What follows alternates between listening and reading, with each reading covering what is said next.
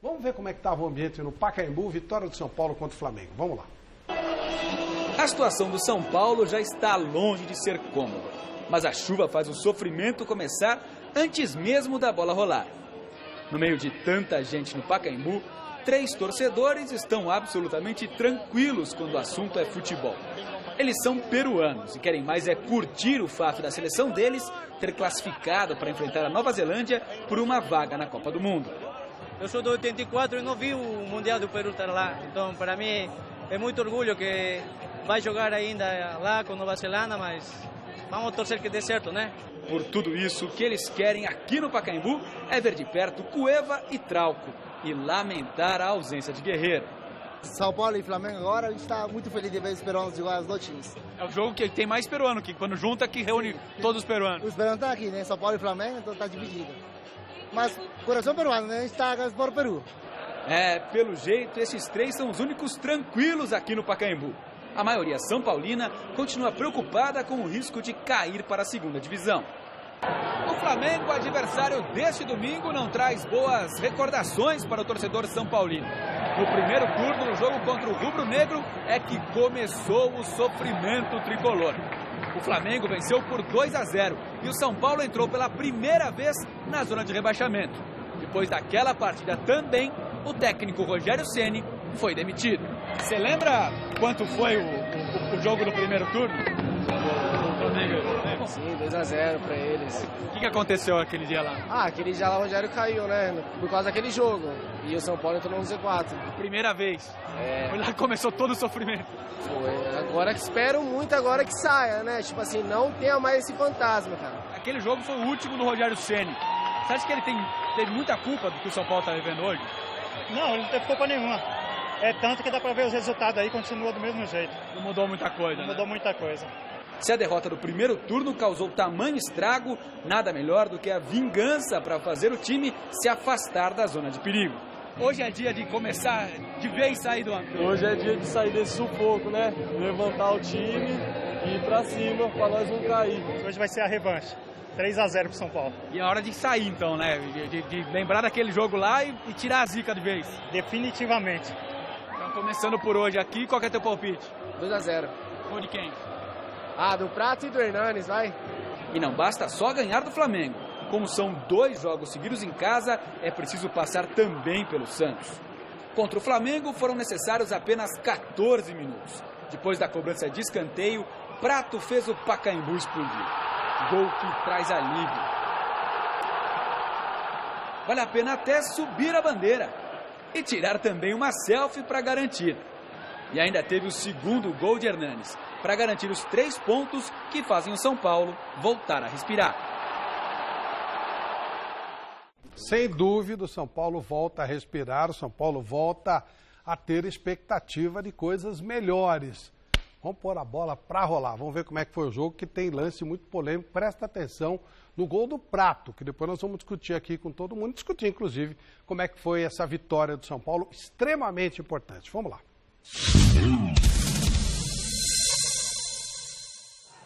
E a bola vai rolar no estádio do Pacaembu para São Paulo e Flamengo. É jogo do Campeonato Brasileiro. O Flamengo para se manter ali entre aqueles que brigam por vaga na Libertadores da América. E o São Paulo para se livrar de vez da zona do rebaixamento. Prato. Viu bem ali a descida do Edmar. Fez a pinta. Olha o cruzamento. O corte acontece. E o escanteio para o time do São Paulo. Feitou o levantamento, olha o toque de cabeça. Gol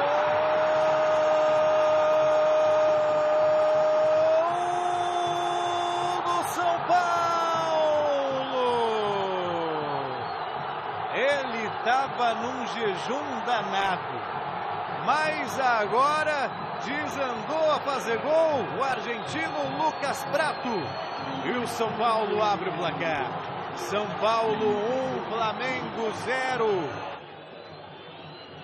Olha só o toque para o Everton, lindo lance. Quase que o Flamengo empata. Sidão salvou dessa vez e comemora como se tivesse marcado um gol.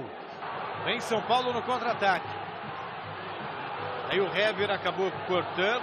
A sobra é do São Paulo. A chance da batida. E o Diego Alves salva o time do Flamengo. Deu certo o lançamento para o Cueva. Ainda o Cueva, o cruzamento, toque de cabeça. Gol!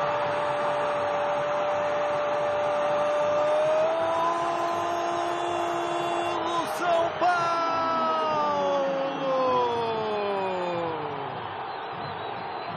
Hernanes faz aos 40 minutos o segundo gol do São Paulo.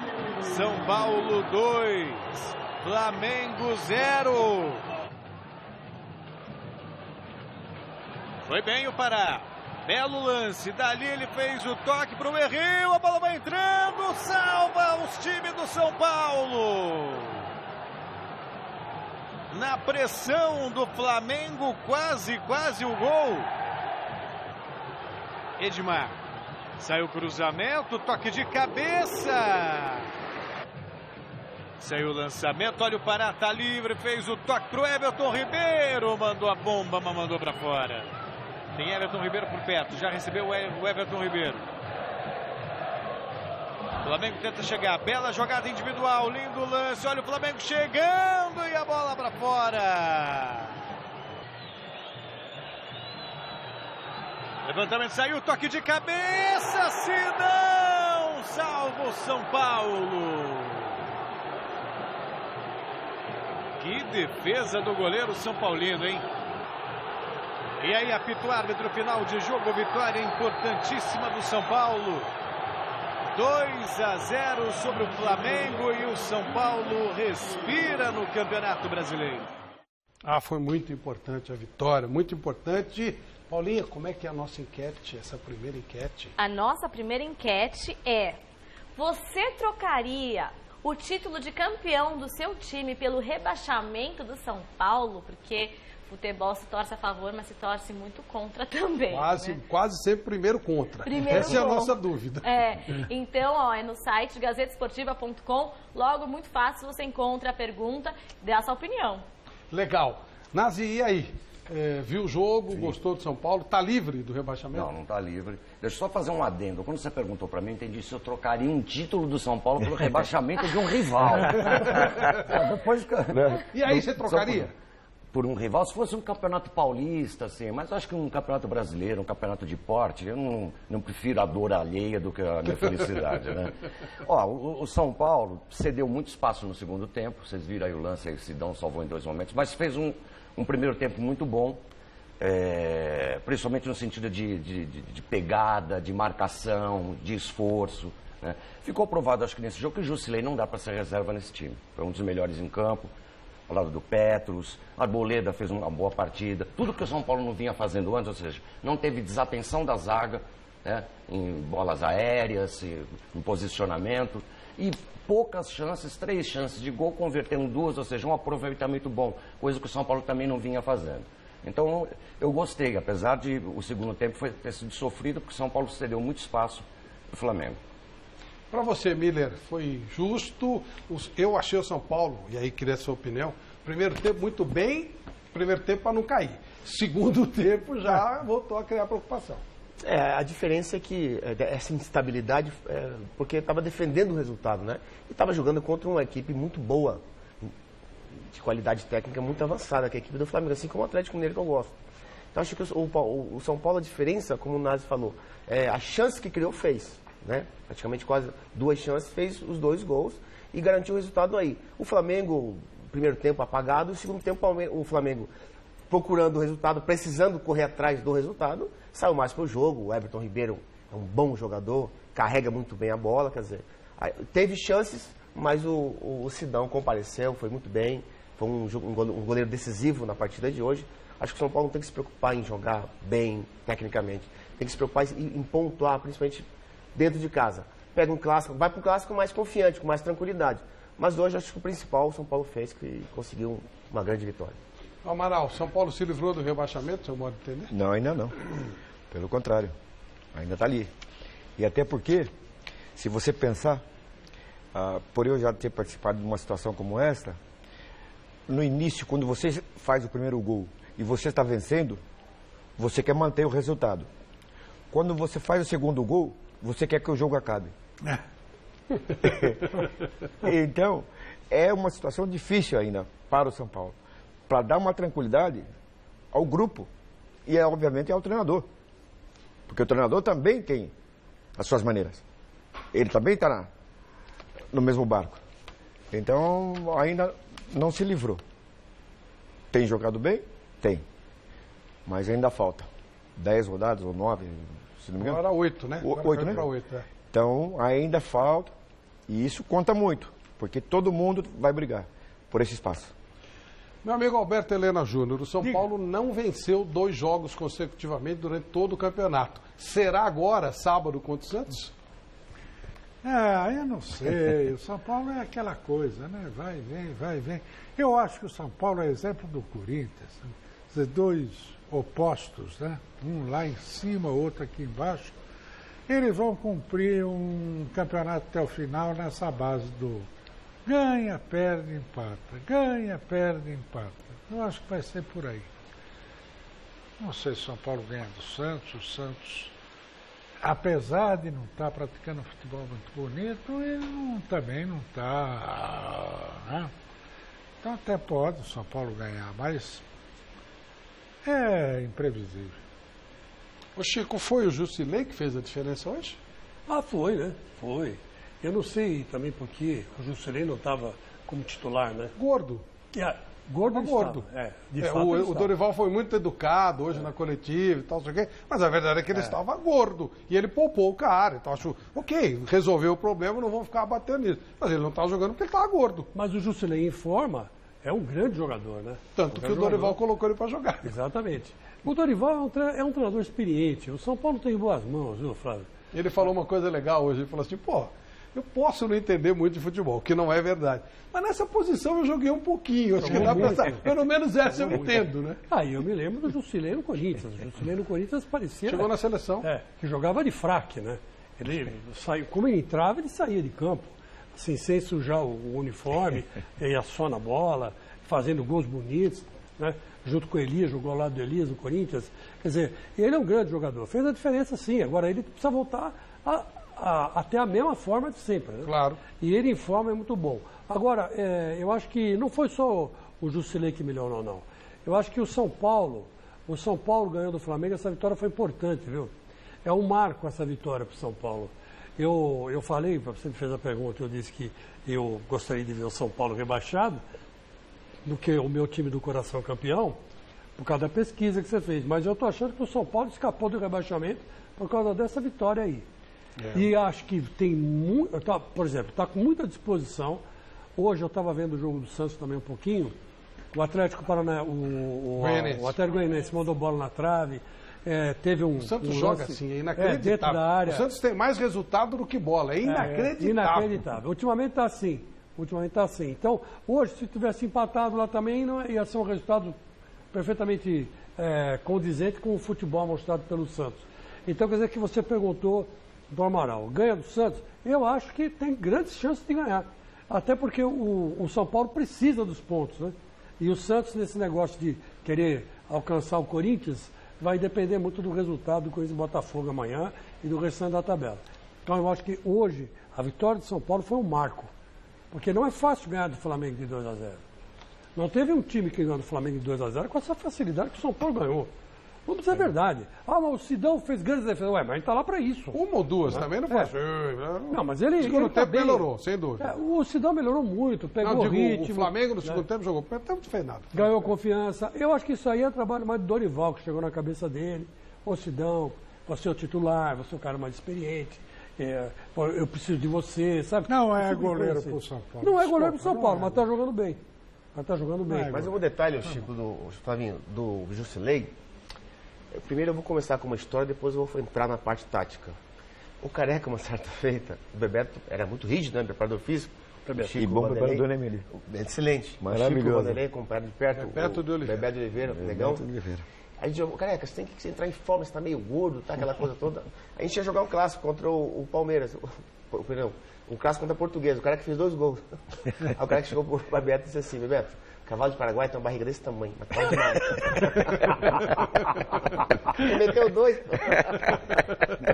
Vanderlei Nogueira, e aí? Mas sabe o que acontece? O Jusilei discorda um pouco do Dorival Júnior. O Jusilei, ele quer que o Jusilei marca e sai pro jogo. Diferente do Hernandes. Acho que o Jusilei, naquela transição que os treinadores falam hoje, o Jusilei, eu acho que com a bola no pé, ele é muito melhor que o Petros, na minha modesta opinião. Então ele não pode marcar sozinho e sair pro jogo, ele não vai aguentar. Então acho que quando um jogador marca para ele, e ele esse passe para frente na vertical, ele é muito melhor que o Petros. Ele vira a bola, né? Exatamente, a dinâmica de jogo dele é melhor, diferente. Aí você colocaria o Petros na marcação? Um marca e deixa o Jusilei jogar mais, né? Até porque o Hernandes vem de trás com a bola dominada, que é uma característica dele. Mas o Jusilei não pode ser do time por conta disso. Porque é um jogador que não erra passe. A dinâmica de jogo dele, de virar, de tocar, é muito mais rápida do que do Hernandes e do Petros. Se você... É isso aí. Partindo desse princípio... Desculpa, Vanderlei. Não, por favor. Partindo desse princípio, que é verdadeiro, quem atrapalha é o Petros. Porque se tem o Jusilei e tem o Hernandes, você resolve esse problema. São dois volantes que sabem jogar. Sinceramente, eu acho que um jogador que não marca e sai jogando é meio jogador. Exatamente. No meu conceito. Se o cara não faz as duas coisas, ele é meio jogador. E meio jogador é dispensável. Mas, Flavinho, você pode sabe o que do time. acontece? Que muitos treinadores não entendem hoje no futebol brasileiro o seguinte: o jogador estando bem posicionado, ele já está marcando. Isso aí. Aí que tá. Isso aí. Mas se o cara não conseguir que marcar... é o que o Rodrigo Caio não consegue fazer. Tão badalado o Rodrigo Caio. Não consegue fazer, se posicionar bem, tanto no meio de campo quanto na defesa. Fala, Vanderlei, desculpa. Não, eu só ia falar, estava falando com o Vanderlei, só uma coisa. Ele não vai falar? Não vai falar. Assim é impossível. Não, eu estava tentando levar para o Vanderlei aqui, quem é que fazia isso que o Miller falou, que deveriam fazer para o Jusilei no Corinthians? Era o Ralf que fazia isso. E aí o Ralf não sabe dar um passe daquilo mesmo. Não, mas ele ficava marcando. Pelo amor de Deus. Só marcar. E o Jusilei e o Elias... O Casimiro faz isso. O Jusilei e o Elias faziam o vai e vem junto com o Douglas. O Ralf era um bom cão de guarda, mas não sabe dar um passe daquilo nada. Não faz mal, mas ele... É o que eu estou falando. O jogador que só marca ou só sai jogando é meio jogador. Vanderlei. Bom, primeiro que não tem nenhum problema que me interrompa, porque eu só vou ficando abastecido com tudo que eu ouço. Então deixa eu fazer. O que não me deixa falar. Não, mas eu quero falar também. Eu vou aprendendo e vou guardando e vou aproveitando. É verdade. Eu queria só dizer o seguinte, que o São Paulo... Vejam como... Vejam... Segura a cadeira que ele está levitando. Vejam como mudam as coisas. Calma. O discurso, recuando 2 ou 3 semanas, é que o time estava numa pindaíba desgraçada e não se pensava nada de bom. Desde o Miller até o Chico, e alguns com repeteco nas participações, reconheceram que algumas coisas melhoraram. Por exemplo, foi levantada a bola aqui do Sidão. Se você recuar 15 dias ou 20 dias no tempo, você falava do Sidão, nem meu Deus, Sidão não. Então, quer dizer, tudo bem, não é o Buffon, né? Não é o Neuer, a gente sabe disso, mas ele está vivendo. Bom, melhorou a vida dele. Não é o Cássio. Melhorou a vida dele, né? Melhorou a vida dele nos últimos anos. Você foi fundo. Não é o Buffon, não é o Neuer, mas melhorou a vida dele.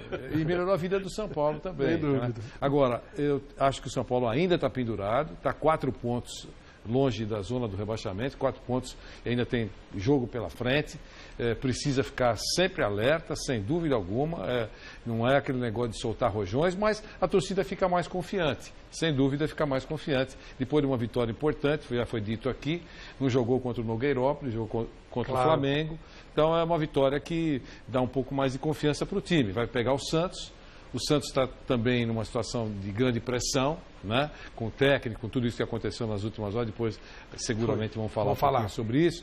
Então, vai ser um momento circo. Momento circo, segundo o próprio Levi.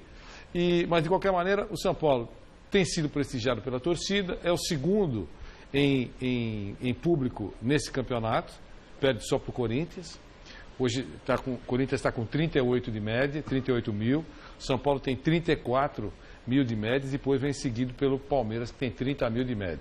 Então, melhorou a vida do São Paulo, mas ainda está distante de sair soltando rojões, e, ufa, escapou do rebaixamento. É muito pouco. E há um dado interessante, Flávio e telespectadores.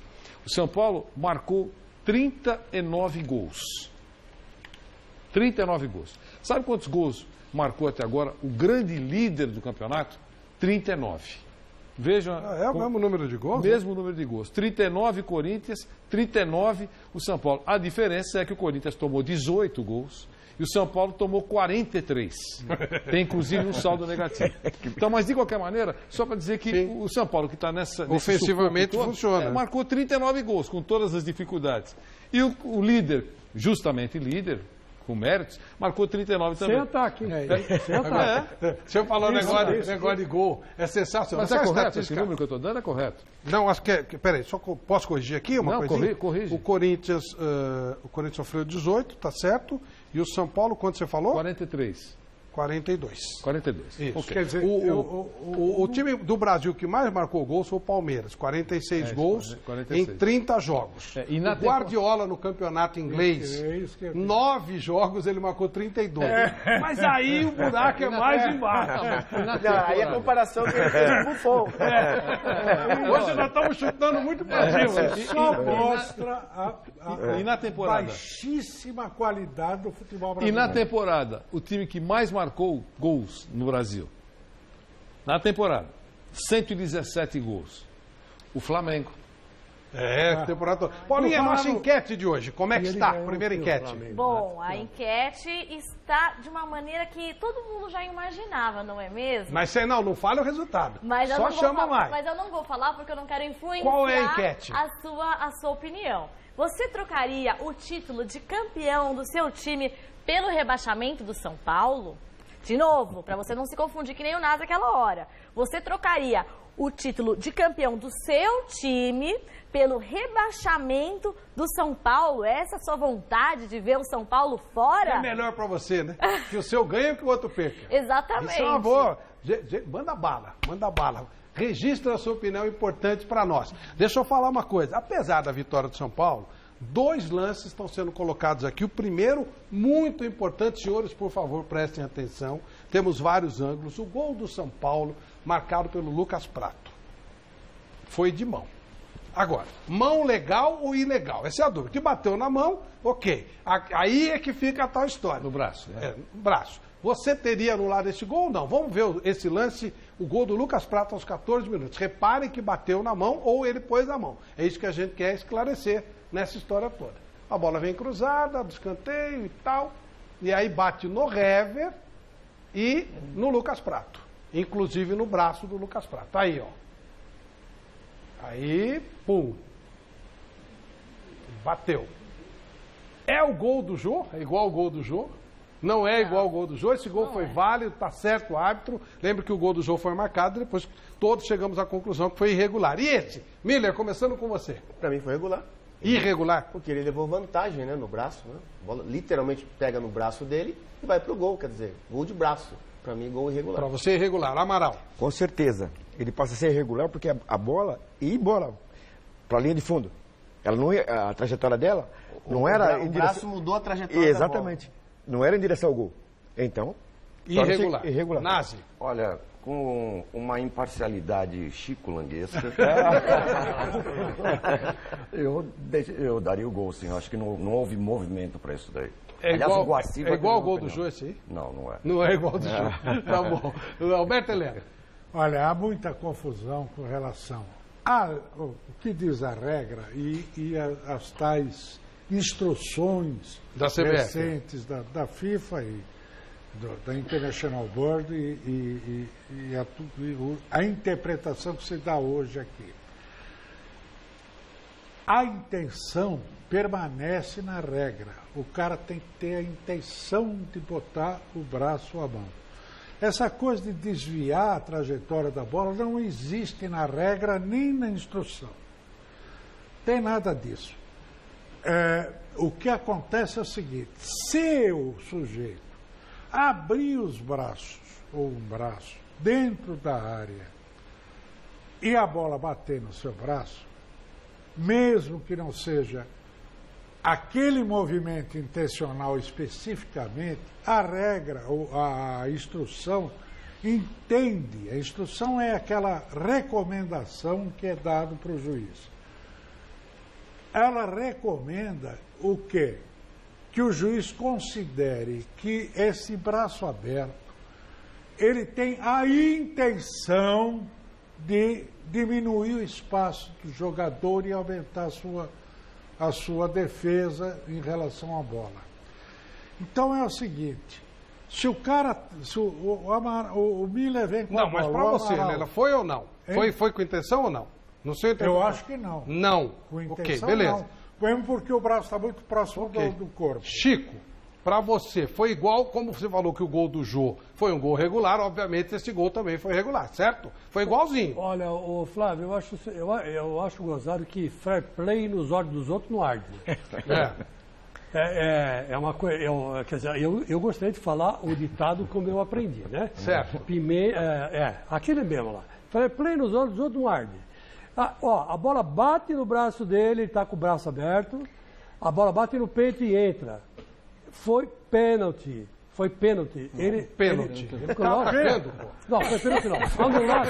O gol tinha que ser anulado. Hoje as comparações tinha que ser pênalti contra o São Paulo. Marca um pênalti do outro lado. Do outro lado. Ele basquete.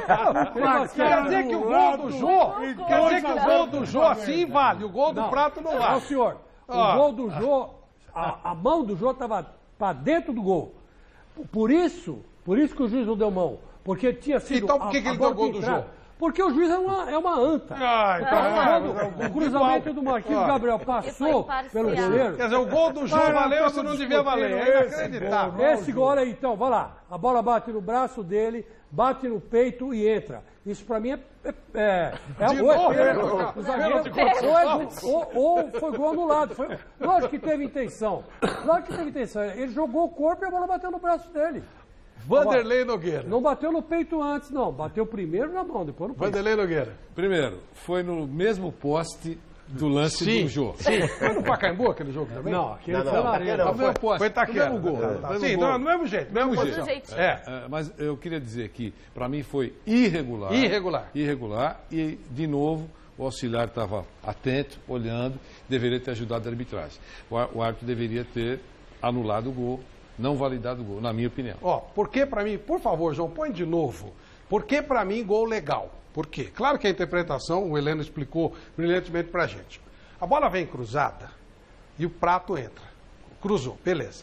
O Prato não faz nada. O Hever chuta a bola nele. A partir do momento que o Hever chuta a bola nele, ela bateu no braço, bateu no raio com parta. Ele não fez nada. O Hever chutou a bola nele, bateu também no braço. É isso aí. Bateu no braço, bateu no peito. É isso aí. Então, o Hever chutou a bola nele. Se ele tivesse agilidade suficiente para, no reflexo do Hever, já meter a mão na bola, ele jogava vôlei, não jogava futebol. Então, para mim, um gol do Rodriguinho anulado do mesmo jeito. Então, mas está errado. O Hever chutou a bola no corpo dele, bateu no braço, não importa onde bateu. Para mim, essa é a minha interpretação. Ele recua o braço. Quando tem o replay, bem devagarzinho, ele se assusta, ele vê que ele até puxa o braço para evitar. Para você também, gol normal. Também, normal. É legal que é polêmico, mas para mim, gol normal. Ele está olhando a bola, ele recua o braço para não bater. O braço, ele estica o braço. Olha, Flávio, ele não deixa a bola passar. Os hábitos no Brasil, eles fazem diferente. A FIFA, já não é de agora, hein? A FIFA diz assim para os bandeiras, que hoje é assistente, sem falar, né? Assistente, pode falar favela, para a comunidade. Então o que acontece? Na dúvida, deixa correr o lance. E nenhum bandeira no Brasil, no Campeonato Brasileiro, deixa correr o lance. Se o jogador está uma orelha na frente da zaga, ele marca impedimento. Não, eu já vi gol assim sendo anulado. Então, eu só dei a minha interpretação. A recomendação da CBF, eles não estão obedecendo a recomendação da FIFA. Não, olha aqui, o pior é o seguinte.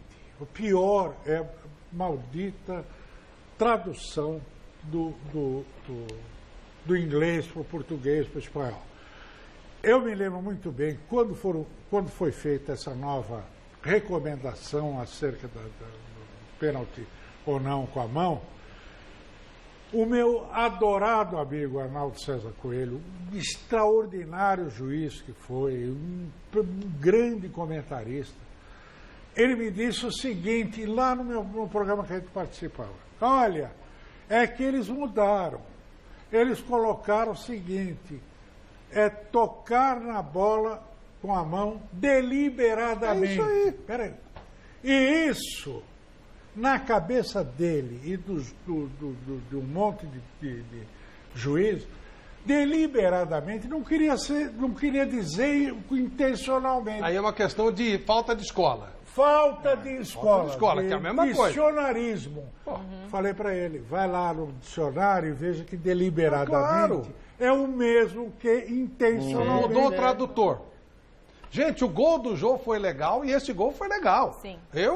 Uma vez, o Adriano fez um gol uma vez no Palmeiras e eu também considerei legal. A maioria considerou legal e eu também não sou dono da verdade. Da maneira que eu vi, pela regra da borda, esse gol foi legal. E do Henry? O cara chutou a bola dele. Aquela decisão lá, do Henry da França.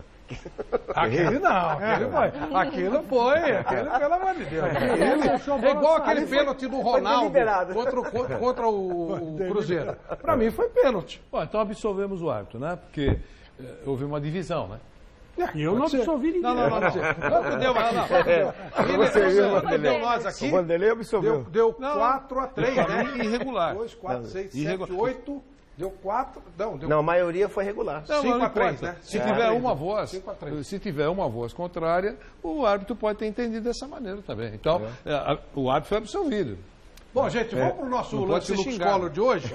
O lance Lux Scholar de hoje vem para o Salvador do São Paulo. Esse realmente é um profeta. São Paulo, se escapar da Série B, deve exclusivamente, o Dorival também, a esse cara, Hernanes. Ele livrou a cara do São Paulo mais uma vez, fez um golaço. O nosso lance Lux Scholar de hoje, o cara chegou da China, estava sem jogar, estava com toda a dificuldade e mesmo assim ele mostrou competência, ele mostrou capacidade e fez mais um gol de vitória do São Paulo. Esse lance foi tão bom quanto pintar com o Lux Scholar. Parabéns ao grande responsável pela eventual liberação do São Paulo da Série B. Pergunta qual é? Não deu resultado. A pergunta é, você trocaria o título de campeão do seu time pelo rebaixamento do São Paulo? Será que você é o culpado pela zica, por energia negativa? Ou você está suportando ele, talvez por isso ele ganha do Flamengo? Vamos descobrir já já. Qual é o para entrar na... GazetaEsportiva.com. Legal. Facinho, você só desliza um pouquinho para baixo, do lado esquerdo, tá fácil. Maravilha. Vamos então ver o que se falou nos vestiários após o jogo.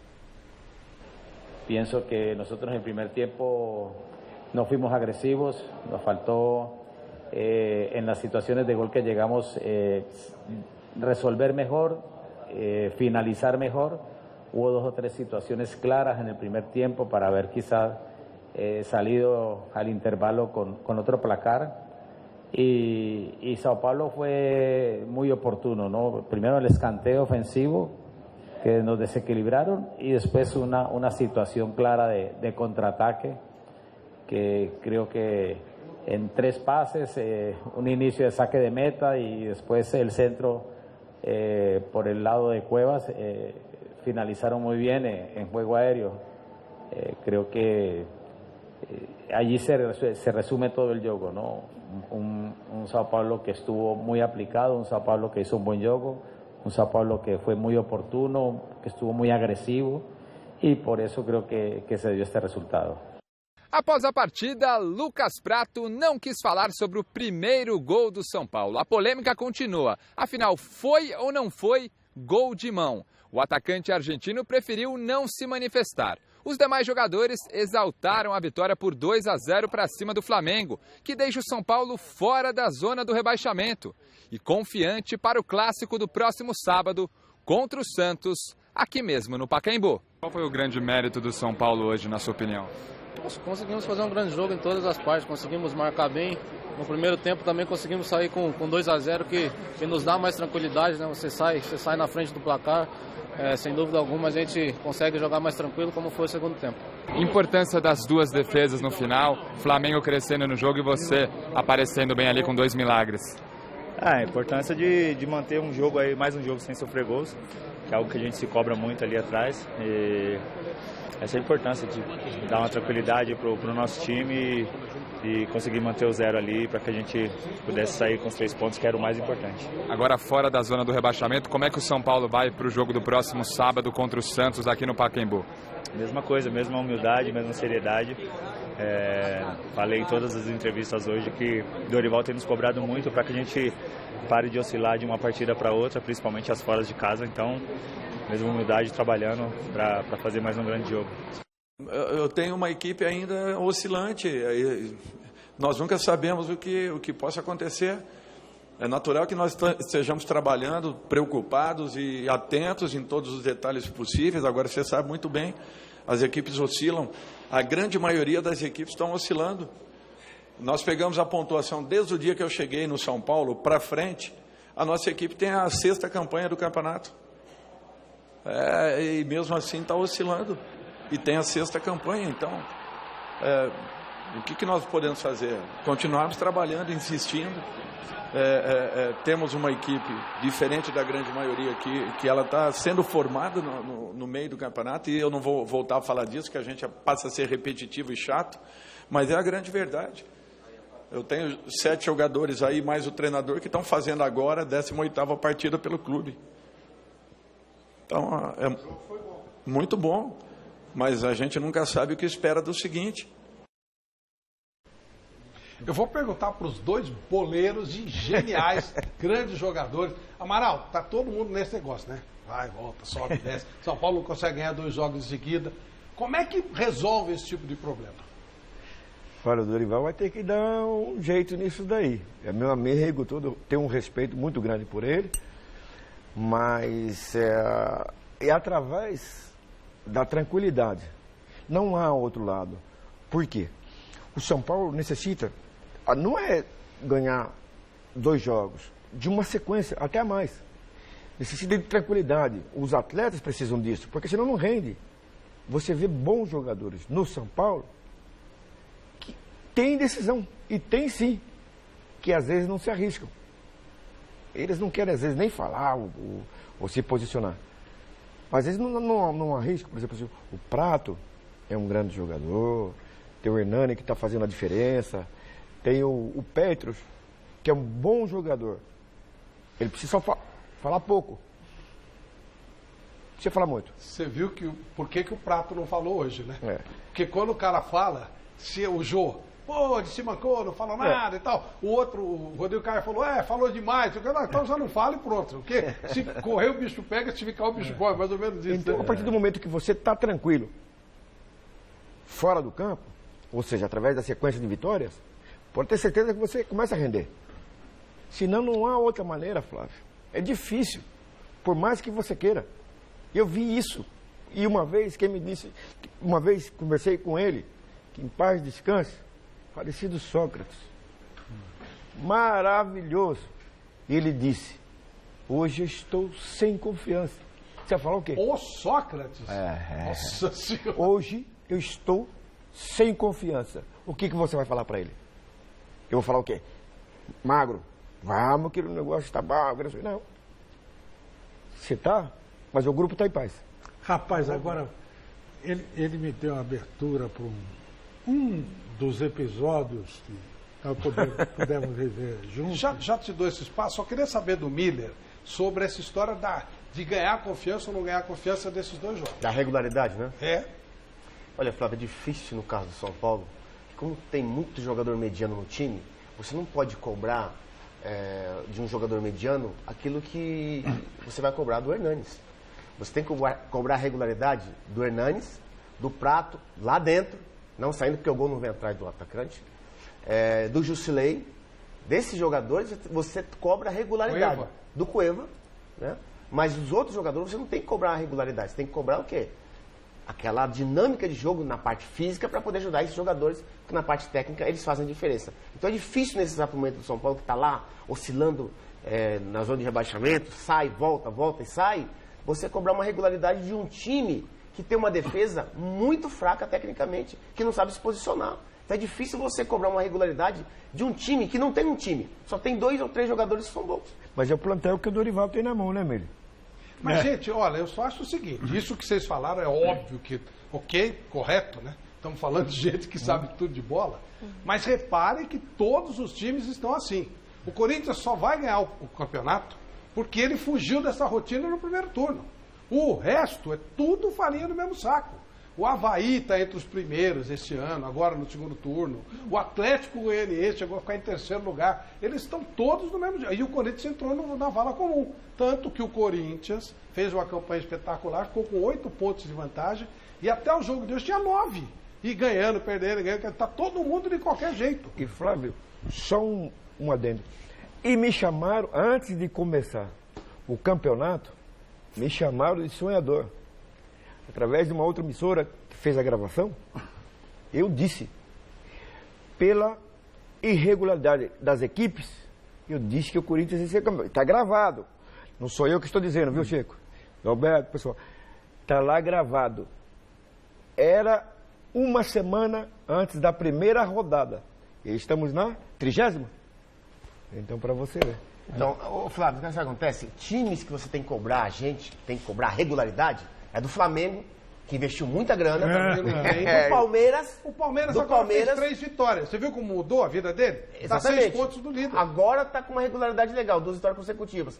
E do Atlético Mineiro, que é uma boa equipe também, assim, junto com o Palmeiras e o Flamengo. Esses times a gente tem que cobrar regularidade. Hoje o Flamengo, com o time que tem, fazer um jogo que fez hoje, a torcida tem que ir lá no Santos Dumont mesmo.